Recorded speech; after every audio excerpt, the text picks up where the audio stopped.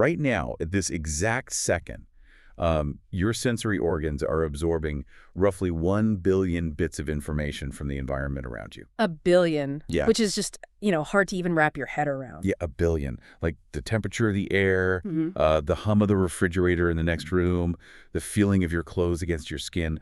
1 billion bits of data crashing into your nervous system every single second. Yeah.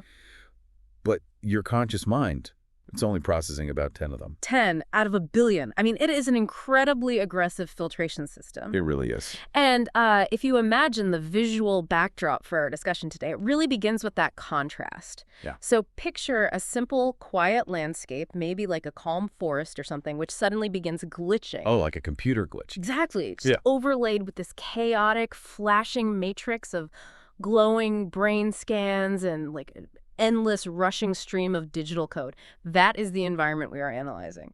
Because our goal here is to understand the literal architecture of your attention and, why our biological wiring is just so violently clashing with modern technology. Okay, let's unpack this, because when you, the listener, shared this incredible stack of research with us, you weren't just passing along some interesting articles. Right, there was a real personal element to it. Exactly.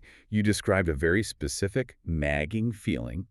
You mentioned that the world felt genuinely more peaceful 10 to 15 years ago. Yeah. And you contrasted that with how it feels today, this modern, relentless sensation of having to, quote, keep running or you'll lose. Which is such a powerful way to phrase it. It really hits home. So just to be clear, this deep dive isn't some grievance session about, smartphones ruining society. Yeah. We're on a mission to extract the hardcore neuroscience and cognitive psychology behind the information age. Yes, to figure out why every moment feels like a loud conflict for you right now. Exactly. And why that exhaust you're carrying around is an entirely valid biological response. Right. And to understand the root of that exhaustion, we really have to ignore the screens for a minute. Okay. We have to start by looking at the machine that is actually trying to process those screens, which is the human brain. The hardware, basically. Exactly. There's this neurologist, Richard E. Satowick, and he makes a really sobering point in the data you provided. Our brains are, for all intents and purposes, built for the Stone Age. The Stone Age. Wow. Yeah. We are evolutionarily engineered to spot local, immediate threats. So like a lion stalking through the jungle or, a sudden sharp movement in the tall grass. Right. Things that could literally eat us. Exactly.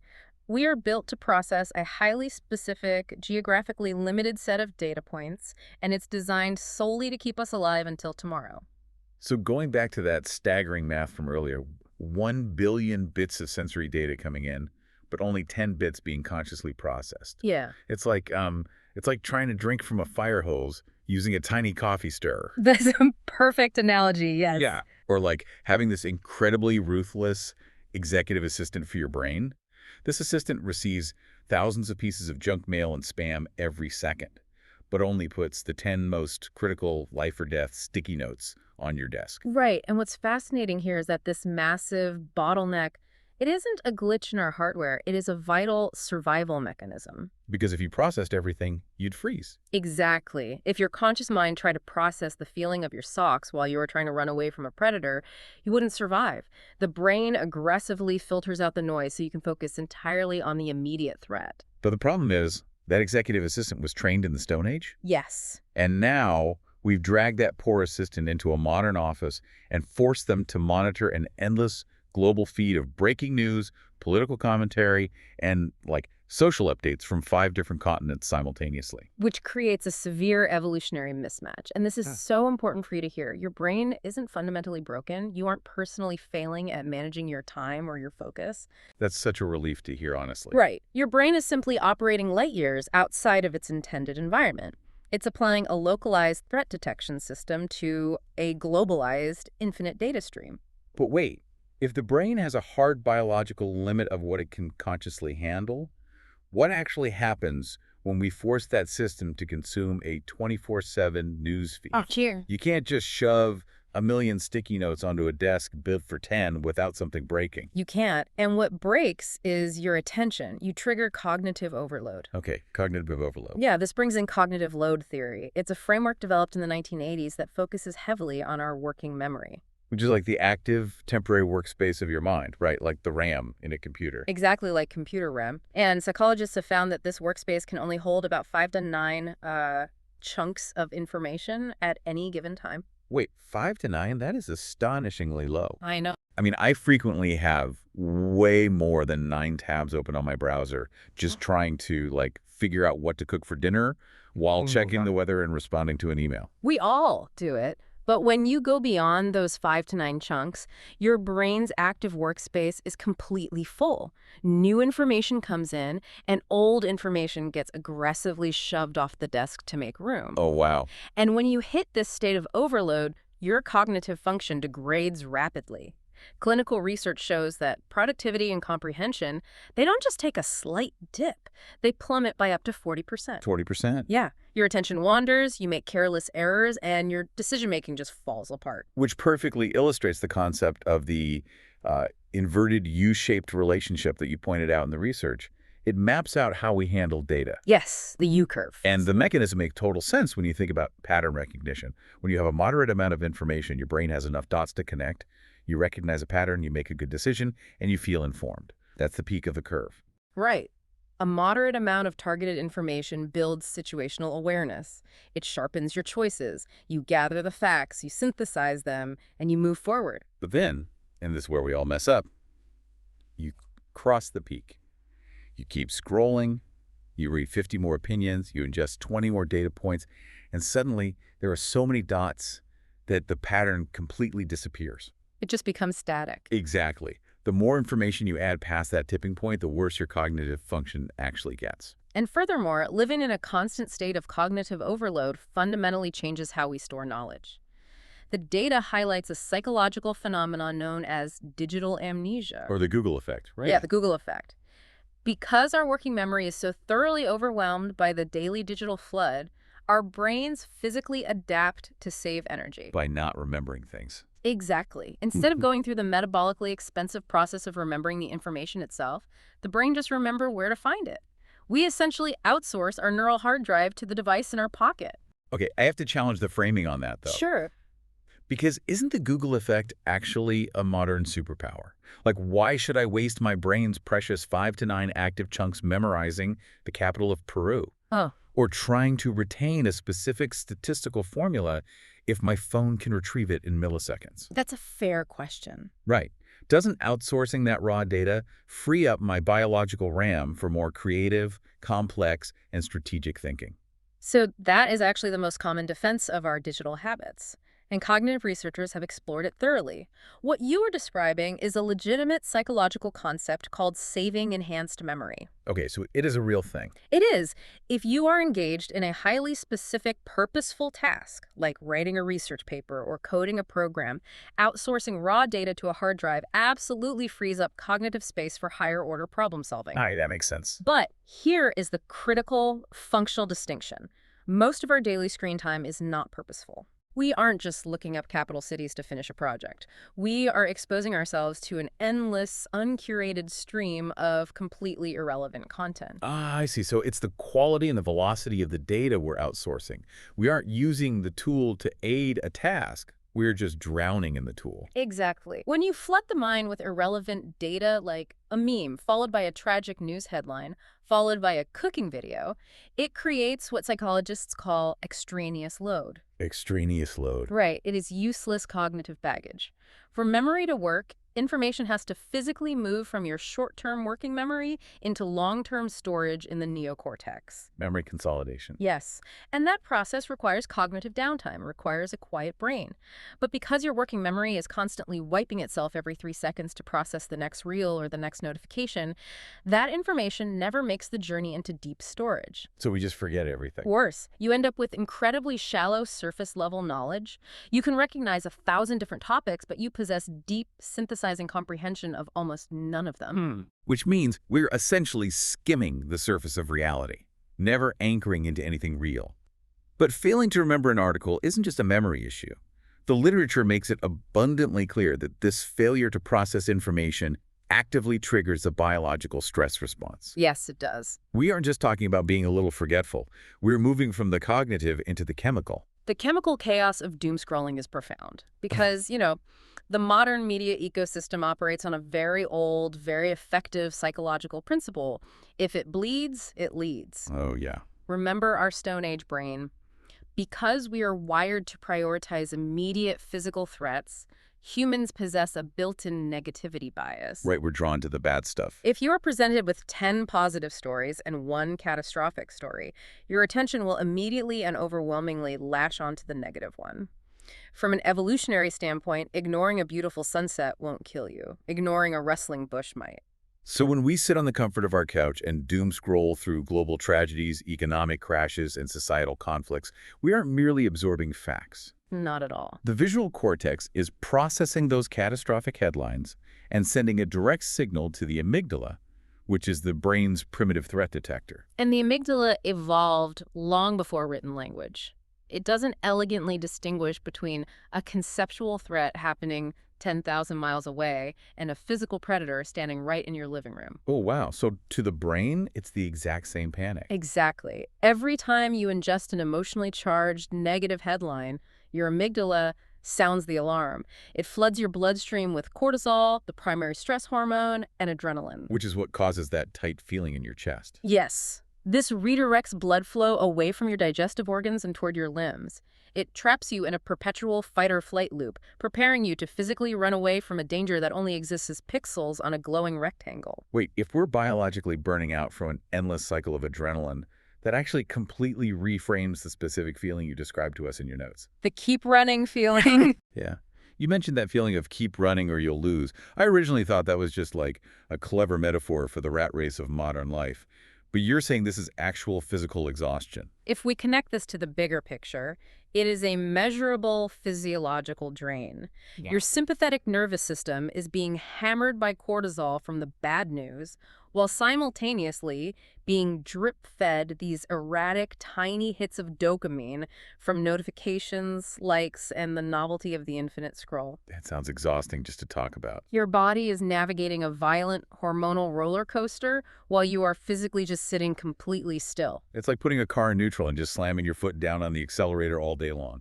The car hasn't moved an inch, but by the end of the day, the gas tank is completely empty, the engine is overheating, and the whole system is degraded. That is exactly what is happening, and the clinical terminology is finally catching up to this reality.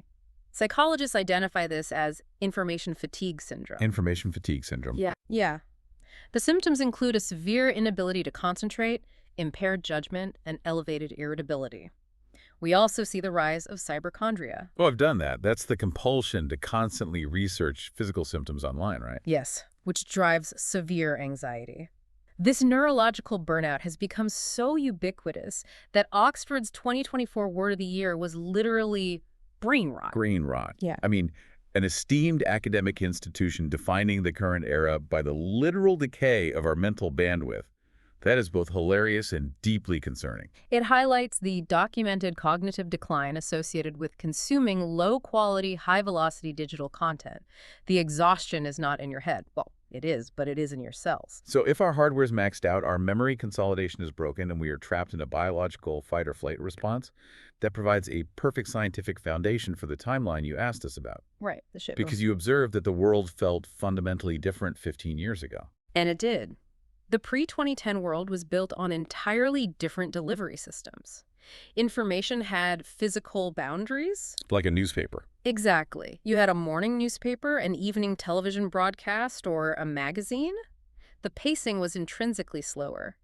But most importantly, there was an end to the information. You reached the back page and you were done. Right. The activity was over. Your brain received built-in cognitive downtime. There was friction, too. You had to actively choose to go out and buy a newspaper or boot up a computer and navigate to a specific website. You were an active seeker of knowledge with an intention. Post-2010 brought the ubiquitous adoption of the smartphone. The friction was entirely eliminated. The internet was suddenly in our pockets, traveling with us everywhere. But the most destructive change was the rise of algorithm-driven social media. And here's where it gets really interesting, because the nostalgia for that pre-2010 era isn't just romanticizing your youth. You aren't just looking back through rose-colored glasses. No, not at all. There is a mathematically verifiable shift in human behavior, mental health, and cognitive ability that maps perfectly onto that timeline. The longitudinal data is unambiguous. The Centers for Disease Control and numerous psychological studies show that between 2010 and 2015, depressive symptoms in teens spiked by 33 to 52%. That is a massive jump in just 5 years. It is. Suicide rates climbed. Mental health plummeted almost exactly in tandem with the widespread adoption of algorithm-driven smartphone apps. And it impacted our baseline cognitive abilities, too.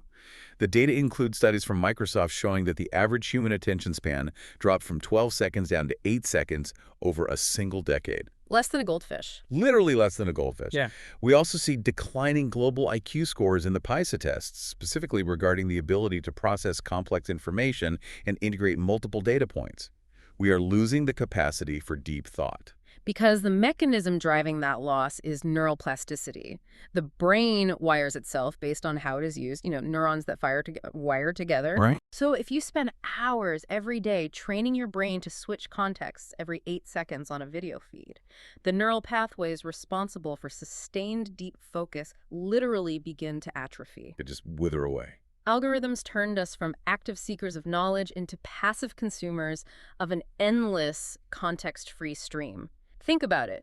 You are fed a mix of profound global tragedy, a friend's vacation photo, a political debate, and a cat video, all within 30 seconds. Which destroys any sense of proportion or meaning. Exactly. And when you try to step out of that passive stream and actually make an active choice, you run headfirst into what psychologists call decision fatigue or paralysis by analysis. Which is paralyzing. Right, because the brain spends a massive amount of glucose trying to simulate and evaluate every option presented to it.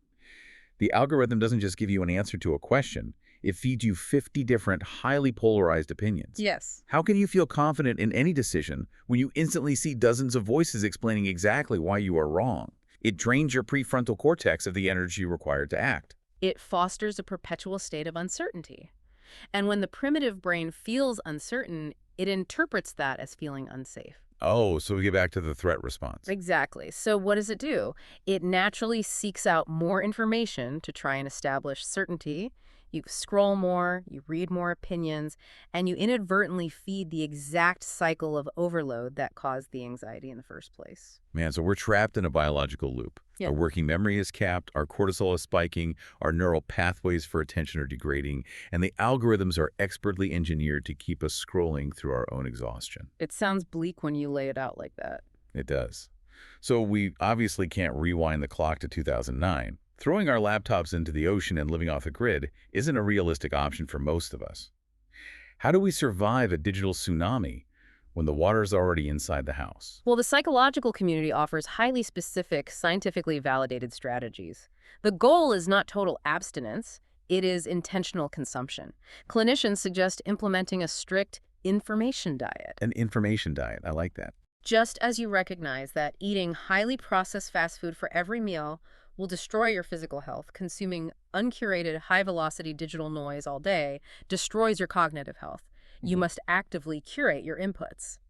And one of the specific boundaries detailed in the research is the implementation of no input time. Yes, this is crucial. This requires taking 30 to 60 minutes every single day to experience 0 screens, 0 audiobooks, 0 television. Just silence. Which is harder than it sounds. Oh, I bet. But the mechanism behind that is brilliant. It gives your brain's default mode network the necessary quiet time to consolidate memories, process the emotional backlog of the day, and flesh out the extraneous cognitive load. It acts as a physiological reset button for the amygdala, dramatically lowering circulating cortisol levels. Wow. However, the most powerful tool for rebuilding cognitive bandwidth is actually engaging in deep focus to trigger what psychologists call a flow state. So what does this all mean? It means the cure for our modern digital exhaustion isn't simply lying in a dark room doing absolutely nothing. The cure is doing one thing deeply. Yes. When you multitask, your neural circuitry is frantic and fractured. When you single task, your brain settles into a rhythm.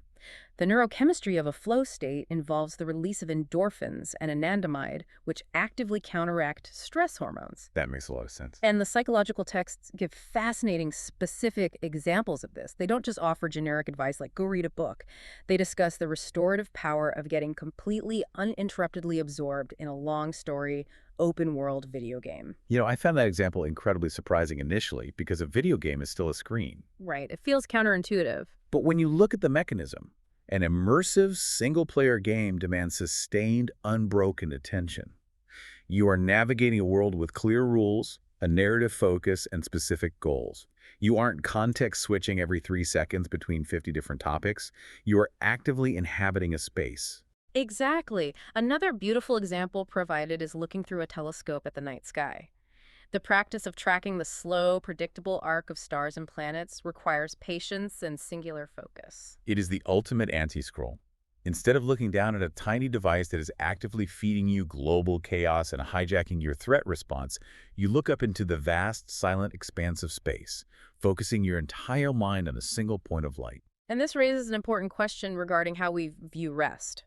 Often, when we are depleted from a long day, we believe that relaxing means collapsing on the couch and mindlessly scrolling on our phones. Guilty. We all are. But the neurological data proves that passive scrolling significantly increases mental fatigue. True, biological rest for the brain comes from activities that demand sustained, single-pointed attention. You have to actively choose to engage deeply with one topic to rebuild the cognitive muscle that the algorithms have eroded. You have to systematically rehab your attention span. Well, we want to take a moment to really thank you for bringing this specific topic to our attention. You articulated a modern universal struggle that millions of people are feeling every single day, but just can't quite diagnose. It really is universal. And we want to assure you that sensation that every moment is a loud conflict is not a personal failing. You lack neither willpower nor discipline. It is a deeply documented biological phenomenon. Your Stone Age brain is reacting exactly the way it was designed to react when trapped in a digital flood. It is a systemic architectural issue of the modern environment. And as we conclude our analysis of these materials, we want to leave you with a final, profound paradox from the psychology of information seeking to ponder. Yeah. When we feel uncertain about the state of the world or our own lives, our deepest evolutionary instinct is to consume more information in an attempt to feel safe. But what if this endless, compulsive searching to cure our anxiety is the exact mechanism fueling it? The next time you open your phone to just figure something out, or check the news feed to feel a little more secure, stop and ask yourself, are you actually seeking an answer? Or are you just feeding the algorithm your peace of mind? Because if you feel like you have to keep running or you'll lose, sometimes the only way to actually win is to just stop running.